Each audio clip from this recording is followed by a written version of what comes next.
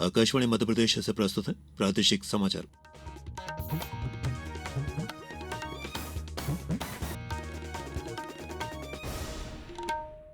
नमस्कार, समाचारों के साथ मैं प्रशांत सेंगर। सबसे पहले इस बुलेटिन के मुख्य समाचार। राष्ट्रपति द्रौपदी मुर्मू ने पर्यावरण संरक्षण के लिए सामूहिक प्रयासों का आह्वान किया। प्रदेश में वर्षा जल की बूंद बूंद बचाने के लिए कल से शुरू होगा जलगंगा संवर्धन अभियान।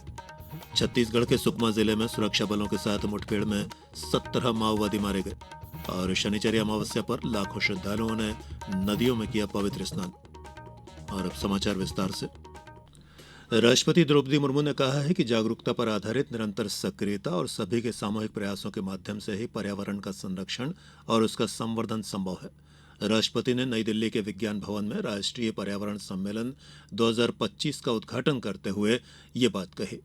राष्ट्रीय हरित अधिकरण ने 2 दिन के इस सम्मेलन का आयोजन किया है।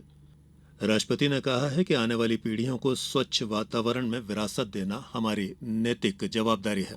हमारी मान्यता रही है कि प्रकृति माँ की तरह हमारे पोषण करती है और हम प्रकृति का सम्मान एवं संरक्षण करने की आवश्यकता है। विकास की भारतीय विरासत का आधार पोषण है, शोषण नहीं, संरक्षण है, उन्मूलन नहीं।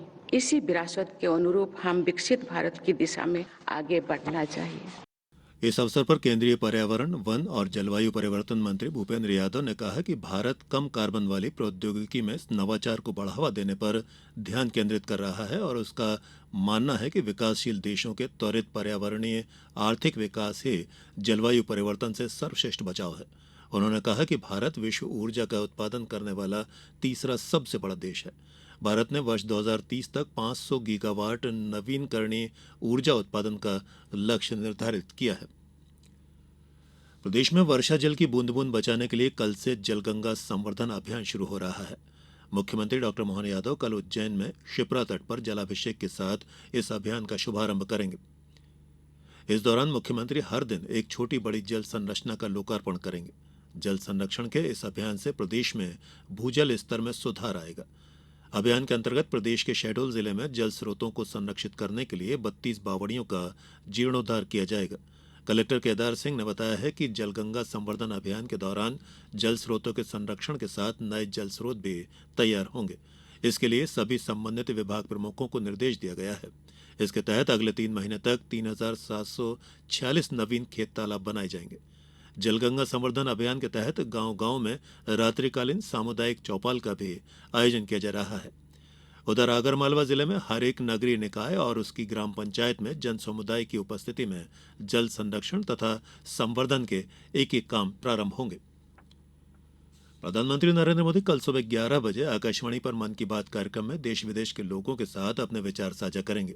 ये इस मासिक रेडियो कार्यक्रम की 120वीं कड़ी होगी। ये कार्यक्रम आकाशवाणी और दूरदर्शन के पूरे नेटवर्क, आकाशवाणी समाचार वेबसाइट और news on AIR mobile app पर प्रसारित होगा। मन की बात का सीधा प्रसारण आकाशवाणी समाचार, दूरदर्शन समाचार, प्रधानमंत्री कार्यालय तथा सूचना और प्रसारण मंत्रालय के यूट्यूब चैनल पर भी किया जाएगा। हिंदी प्रसारण के तुरंत बाद आकाशवाणी से प्रादेशिक भाषाओं में भी इस कार्यक्रम का प्रसारण किया जाएगा। नगरीय विकास मंत्री कैलाश विजयवर्गीय ने कहा है कि सागर में बनाए गए संविधान चौक से अन्य जिलों को भी संविधान चौक बनाने की प्रेरणा मिलेगी। उन्होंने कहा कि इंदौर में भी सागर जैसा संविधान चौक बनाया जाएगा। श्री विजयवर्गीय कल सागर में संविधान चौक के लोकार्पण समारोह को संबोधित कर रहे थे। सागर नगर निगम ने शहर के अंबेडकर पार्क में चौराहे का सौंदर्यीकरण करते हुए संविधान चौक का निर्माण किया है। समाचारों में अब वक्त हो चला है एक छोटे से अंतराल का। ये समाचार आप आकाशवाणी मध्य प्रदेश से सुन रहे हैं। हमारे समाचारों को अब आप कभी भी और कहीं भी अपनी सुविधा के अनुसार सुन सकते हैं। ये समाचार बुलेटिन YouTube, X प्लेटफॉर्म और Facebook पर AIR न्यूज भोपाल पेज पर सुने जा सकते हैं। इसके अलावा आप हमारी वेबसाइट newsonair.gov.in पर अथवा न्यूज ऑन AIR ऐप पर भी समाचार सुन सकते हैं। ब्रेक के बाद एक बार फिर आप सभी का प्रादेशिक समाचारों में स्वागत है। छत्तीसगढ़ में आज बस्तर संभाग के सुकमा जिले में सुरक्षा बलों के साथ मुठभेड़ में 17 माओवादी मारे गए। हमारे संवाददाता ने खबर दी है कि इस मुठभेड़ में जिला रिजर्व गार्ड DRG के 2 जवान घायल हुए हैं।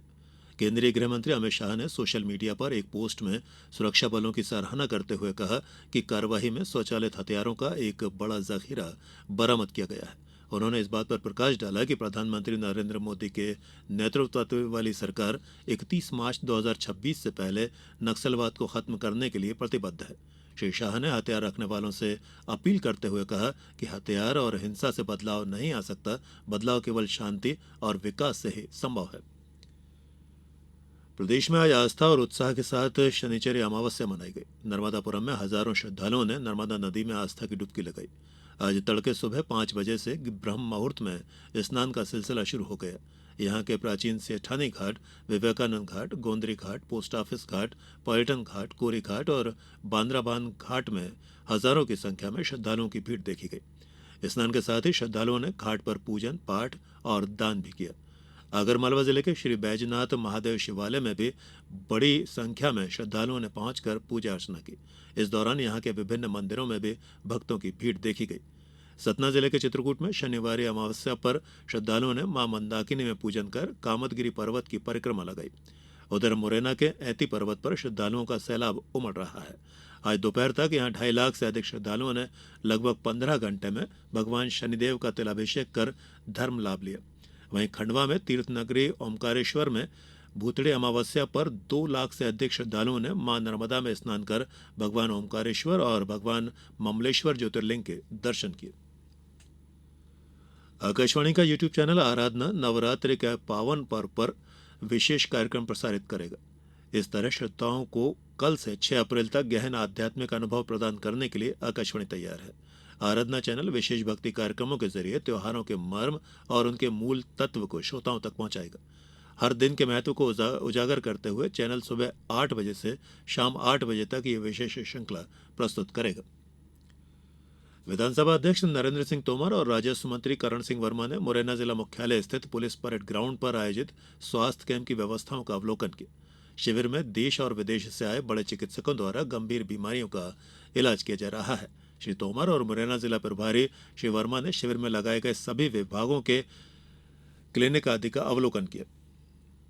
बात मौसम की करते हैं। प्रदेश में अप्रैल की शुरुआत हल्की बारिश के साथ हो सकती है। मौसम विभाग ने 1 अप्रैल को भोपाल, इंदौर, नर्मदापुरम और जबलपुर संभाग के 13 जिलों में मौसम बदलने का अनुमान जताया है। विभाग के अनुसार पश्चिमी विक्षोभ की वजह से ऐसा हो सकता है। अभी अफगानिस्तान के ऊपर एक सिस्टम एक्टिव है जो आगे बढ़ रहा है। पश्चिमी भारत में सिस्टम का असर देखा जा सकता है। हालांकि इससे पहले प्रदेश भर में गर्मी का असर देखने को मिलेगा। और अब कुछ समाचार संक्षिप्त में। सीहोर जिले के भैरुंदा पहुंचे केंद्रीय कृषि मंत्री शिवराज सिंह चौहान ने आज पीएम आवास योजना ग्रामीण के हितग्राही सम्मेलन में भाग लिया। इस दौरान उन्होंने हितग्राहियों को संबोधित भी किया।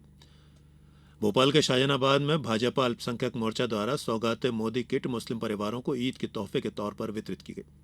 निवाड़ी जिले के सभी विद्यालयों में आज FLN मेले का द्वितीय चरण उत्साहपूर्वक आयोजित किया गया। शहडोल जिले में पहली बार समर्थन मूल्य पर अरहर की खरीदी की जाएगी। इसके लिए पंजीयन का काम 20 अप्रैल तक किया जाएगा। मंदसौर के नारकोटिक्स कार्यालय में आज से अफीम तौल की प्रक्रिया शुरू हुई। छिंदवाड़ा जिले के शासकीय महाविद्यालय उमरा नाला में जनजातीय नायकों पर 1 दिवसीय प्रशिक्षण कार्यशाला का आयोजन किया गया। सक्षम आंगनवाड़ी और पोषण 2.0 के तहत महिला एवं बाल विकास विभाग परियोजना झाबुआ अंतर्गत पोषण भी पढ़ाई भी का परियोजना स्तरीय 3 दिवसीय उन्मुखीकरण प्रशिक्षण कार्यक्रम आयोजित किया। शिवपुरी सर्कल जेल में बंदियों के सुधार की दिशा में कार्य करने की पहल के तहत आज व्यक्तित्व विकास आत्म परिष्कार कार्यक्रम का आयोजन किया गया। और अंत में इस बुलेटिन के मुख्य समाचार एक बार फिर। राष्ट्रपति द्रौपदी मुर्मू ने पर्यावरण संरक्षण के लिए सामूहिक प्रयासों का आह्वान किया। प्रदेश में वर्षा जल की बूंद बूंद बचाने के लिए कल से शुरू होगा जल गंगा संवर्धन अभियान। छत्तीसगढ़ के सुकमा जिले में सुरक्षा बलों के साथ मुठभेड़ में 17 माओवादी मारे गए। और शनिचरी अमावस्या पर लाखों श्रद्धालुओं ने नदियों में किया पवित्र स्नान। इस बुलेटिन में इतना ही। अगला बुलेटिन सुनिए कल सुबह 7:10 पर। नमस्कार।